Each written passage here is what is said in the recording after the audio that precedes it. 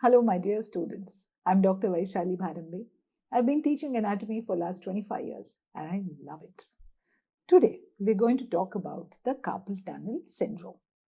As life goes, most of you have become aware of carpal tunnel syndrome because it's an oft happening disease condition nowadays. If you use your computer so much, you use your wrist so much, you will at some time or the other land up suffering from carpal tunnel syndrome. So let's learn about this. Students, just note that the notes for this lecture will be available on my website. The website is given here, okay, in the form of handouts. So you can, if you need these notes for any reason, you just have to go to my website and read them there, okay? All right, so let's begin by asking ourselves, what is carpal tunnel syndrome?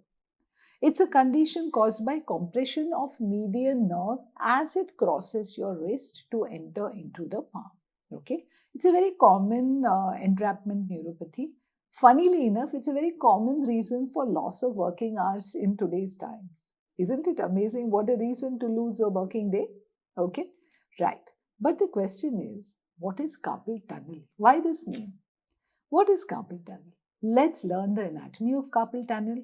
Then we will understand why the median nerve is compressed. Then we will go into the symptomatology and the rest. Okay. So carpal tunnel. Now take a look at this image and understand that we have taken a cut through the wrist, a little proximal and a little distal. Okay. So in this case, you are seeing a fibro-osseous tunnel.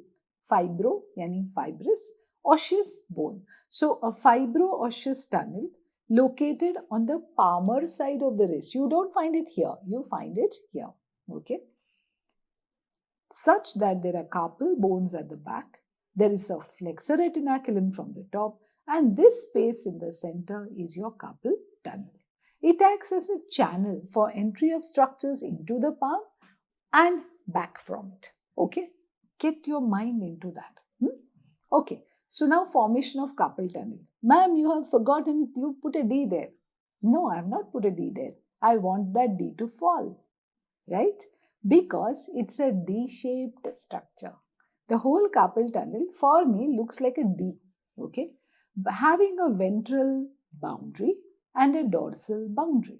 Ventral boundary is called the roof, dorsal boundary is called as the floor. So this is your ventral boundary and the bones here are forming the dorsal boundary. Clear? Okay.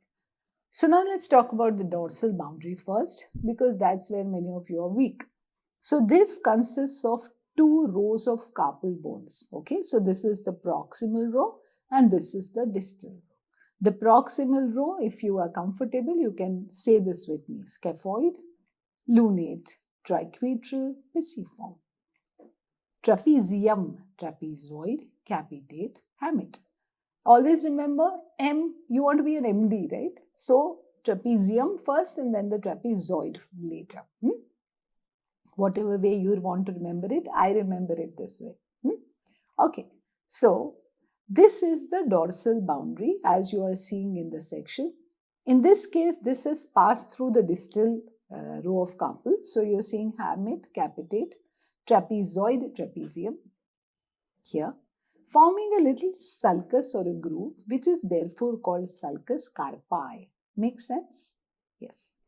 Okay. We'll now talk about the ventral boundary, which will complete formation of the tunnel. Okay. So, structures forming ventral boundary, basically it's the flexor retinaculum. Okay. So, what is this flexor retinaculum?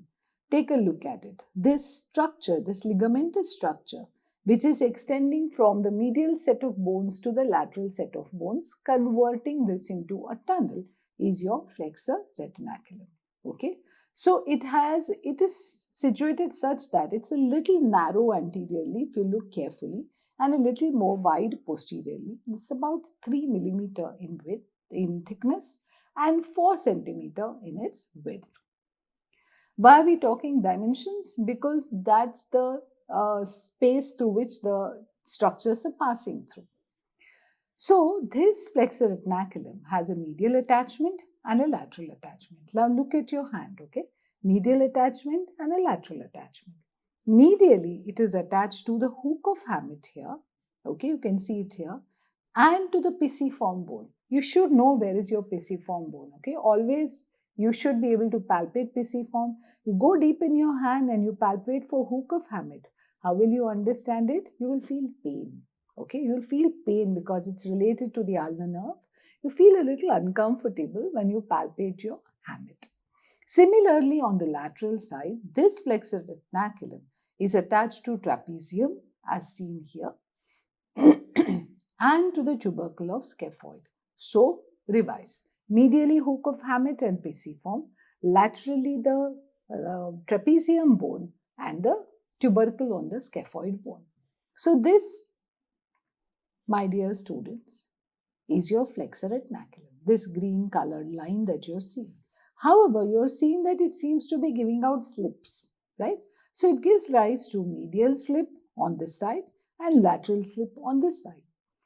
So let's discuss that. Can you see the thin dotted line? This is the medial slip. It comes off from the flexor retinaculum and goes and gets attached to the pisiform bone. As it gets attached to the pisiform bone, it results in formation of a canal. Take a look. Can you see that there is a canal formed there? This is called as the Guyon's canal or Guyon's tunnel. Through this tunnel pass two structures, the ulnar nerve and the ulnar artery. Okay. So this is how, as we learn something, we also learn a lot of other stuff which may not be related yet is a part of anatomy. Okay. So ulnar nerve and ulnar artery passing through your Guyon's tunnel. Right. Laterally, you see that it gives rise to a slip that goes deep. So here is the medial lip of the groove for trapezium, and you can see the lateral slip getting attached over here, resulting in formation of a tunnel, osteofibrous tunnel, through which passes your flexor carpi radialis muscle, tendon, surrounded by a synovial sheath. You can see that here, right? So that's how your flexor retinaculum medially forms a Guyon's tunnel, laterally forms a little covering the groove of trapezium, forms a little channel through which your flexor carpi radialis muscle is going to pass. Proximally, this flexor retinaculum is continuous with the antebrachial fascia, and distally it is continuous with this palmar aponeurosis. This is just to complete your understanding of flexor retinaculum. So, just remember that in your exams, they can also ask you structures that pass superficial to flexor retinaculum, although today's discussion is basically about structures passing deep to flexor retinaculum. So remember that structures passing to superficial to the retinaculum are palmaris longus, palmocutaneous branches of medial nerve and the ulnar nerve, palmocutaneous branch of radial artery, and ulnar nerve and ulnar vessels. Some of this is clinically relevant. When we come to the end of the class, I'll tell you how it is relevant. Especially, I want you to remember the palmocutaneous branch of median nerve. Okay. So here, finally, is your carpal tunnel. Okay. This is your flexor retinaculum. See some of the structures as they pass superficial to it. This is the palmocutaneous branch of ulnar nerve. This is the palmaris longus muscle, and this is the palmocutaneous branch of median nerve. Again, note this now. And this, my dear students, finally, deep to flexor retinaculum is your carpal tunnel, right? So now what we are going to do is we are going to draw the carpal tunnel. As you draw it, the process of drawing helps you to understand. It helps you in having a better recall, and it also helps you to draw the diagram in exam and therefore get your requisite marks. Okay? Students, let's draw the carpal tunnel by first drawing the hook of hamate and the hamate bone. Medial to the hamate here, let's draw the capitate. Next to it, the trapezoid. And here is your trapezium. Now remember, while drawing the trapezium, you have to draw a little groove here. Okay. And now taking a green colored pen, let's draw the flexor retinaculum. Okay. So it extends from here across to the trapezium, gives rise to a slip that gets attached across the groove, converting the groove into a tunnel. Medially, it gives rise to a slip that results in formation of the Guyon's canal. Join these bones somewhat to create joints. And now the space between these carpal bones and the flexor retinaculum is your carpal tunnel. Now begin to draw the contents. So here are the four tendons of flexor digitorum superficialis. Here are the four tendons of flexor digitorum profundus. Here is flexor pollicis longus and flexor carpi radialis. Now here is the ulnar nerve and here is your median nerve. Here is your ulnar artery in the Guyon's canal. Taking the correct colors, let's now begin the pleasurable job of coloring. So because this is an artery, I color it red. Because these are nerves, I color them yellow. And then I color my muscles brown. But there is a synovial sheath that is left to be drawn, which surrounds these tendons here.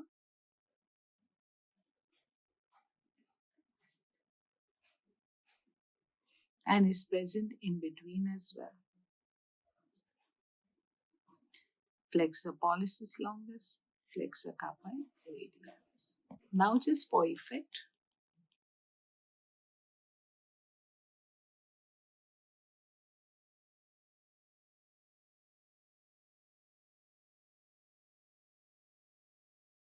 there you have the diagram of carpal tunnel. Alright students, having completed this diagram, let's move on to what exactly are the contents of this carpal tunnel. The contents are muscles. Basically muscles. Which muscles? Flexor digitorum superficialis, flexor digitorum profundus, flexor pollicis longus, and through the little gap in the flexor retinaculum, flexor carpi radialis. Therefore, it's written as it has its own space. Okay, and all of these are surrounded by a synovial sheath, and present in between, barely able to make it across, is your median nerve. So these are the contents of carpal tunnel. You are able to relate to these much better because you have done the diagram. Okay, that's how diagrams begin to matter. So what is the function of carpal tunnel? Why all this, so much discussion about it? See, carpal tunnel is a space which has been created to give a protective passageway for the median nerve and flexor tendons. Median nerve is very relevant for us, especially human beings, because it involves those appositional muscles. It supplies them, right? It's very crucial for us. So it's a protective passageway. It allows free movement. Try doing this. You're very comfortable. Why? Because the carpal tunnel is there to allow for free movement. It also provides the necessary space for flexibility of and strength of wrist and hand movements. Okay? Right. One last thing before we go to discussion on carpal tunnel syndrome is what is the distribution of median nerve. The very nerve which is getting compressed, we must know what it is doing distally after passing through the tunnel. Then only we will be able to analyze the symptoms presented by the patient. Correct? So, watch how it passes. This is your median nerve. Before it passes, it gives rise to your favorite nerve, palmar-cutaneous branch of median nerve. This is a nerve that supplies the palm of your hand. Okay? It does not supply the digits. It supplies the palmar space, this palm of your hand. Okay. After passing beneath the flexor retinaculum, it emerges distally to divide into a medial division and a lateral division. Before that, it gives rise to a recurrent branch. The recurrent branch is the one that's going to supply the muscles of the thenar eminence. Okay, flexor pollicis, brevis, abductum, and so on. Okay. Each of these divisions now give rise to nerves that give cutaneous supply to both sides of your thumb finger on the palmar side, your index finger, your middle finger, and the radial side of your ring finger. Not the ulnar side, the radial side. The diagram explains how they do that. Just remember that while it is giving this cutaneous supply, it also gives a branch to the first and the second lumbrical.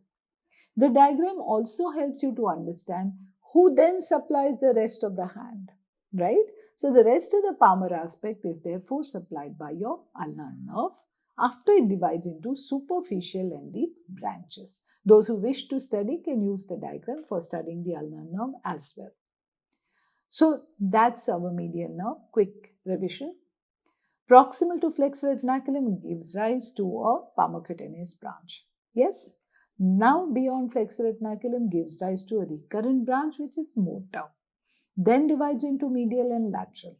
Lateral supplies the lateral 1.5 digits and first lumbrical. Medial supplies the adjacent sides of index and middle finger and middle and ring finger and supplies the second lumbrical. Easy to remember? Remember it matters. So we had to discuss this because we are going to now move on to the symptoms of compression. Compression of median nerve within the tunnel occurs because of things like repetitive movement, which is what we are doing when we work on computers. Chronic wrist extension. Remember when you're using your cycling for long periods of time? This kind of chronic extension can cause carpal tunnel. Abnormal wrist bent while sleeping. That can also cause. Swelling of flexor tendons like tenosynovitis tendon inflammation can compress it. Fluid retention in the body. Conditions like hypothyroidism, diabetes mellitus, pregnancy, so many times it's in these conditions that we find there is carpal tunnel syndrome. Funnily enough, it has a very odd relationship with music instruments. Okay, it is often seen in musicians. Seen after a very rigorous session of playing music, the patient complains of carpal tunnel syndrome. Okay. Right, so what are the symptoms? We've got it. We are going to use too much of the wrist, you're going to land up getting carpal tunnel syndrome. So, what are the symptoms? Patient usually says, I have numbness and tingling pain in the distribution of my median nerve. That means how many digits? Lateral 3.5 digits, right? Symptoms are worse at night, doctor, or they become worsen after I use too much of my wrist. I've also started to observe certain weakness and atrophy of my thenar muscles. Now this region begins to appear a little more flattened and a little weak. So, question is, from my side, will you feel numbness in the palm? Will you only feel numbness in the digits or will it also be seen in the palm? Of course, it will not be seen in the palm. Why? Because the palmocutaneous branch was given proximal to the carpal tunnel. So it never passed through the carpal tunnel at all. So the palm area is spared. Think about it. You will find yourself enjoying anatomy. Right. So how do you diagnose this? You diagnose it by something called the Tunnel sign. Okay. What is Tunnel sign? If you lightly tap on the nerve, okay, the patient will begin to feel the tingling and pins and needles sensation along the distribution of the nerve. Or you can do a Fallon's maneuver. Ask the patient to flex his wrist maximum natural flexion. You're not going to put pressure on it. For 1 minute, patient will automatically start to get the carpal tunnel syndrome symptoms. That's called the Fallon's maneuver. You can also do nerve conduction studies, surgical, and then how do you treat it? A very simple procedure of relieving the pressure by cutting flexor retinaculum. That can be done. Of course, medical treatments are usually tried before surgical maneuvers are attempted. To summarize, students, what did we learn? We learned about how we defined carpal tunnel. We defined carpal tunnel syndrome, and then we defined the carpal tunnel. Then we talked about its ventral and dorsal boundaries. We discussed the flexor retinaculum enough that you should be able to write a note on it. We drew the carpal tunnel. We talked about its contents. We talked about the function of the carpal tunnel itself. And then we saw how the median nerve is compressed and what are the symptoms the patient should get. Then we discussed causes of carpal tunnel syndrome, symptoms, diagnosis, and the treatment. So this, my dear students, is carpal tunnel syndrome. If you have enjoyed this lecture, do like and subscribe to it. It will encourage me to make more of such informative lectures. One last time, remember, if you go to the vbanatomy.com, my website, you will get all this in the form of notes on the website. Okay, so do go there if you feel that there are some parts that you would like to study again. All right. Okay, students, it was fun taking this class, and I hope to see you across the screen in some other video. Bye.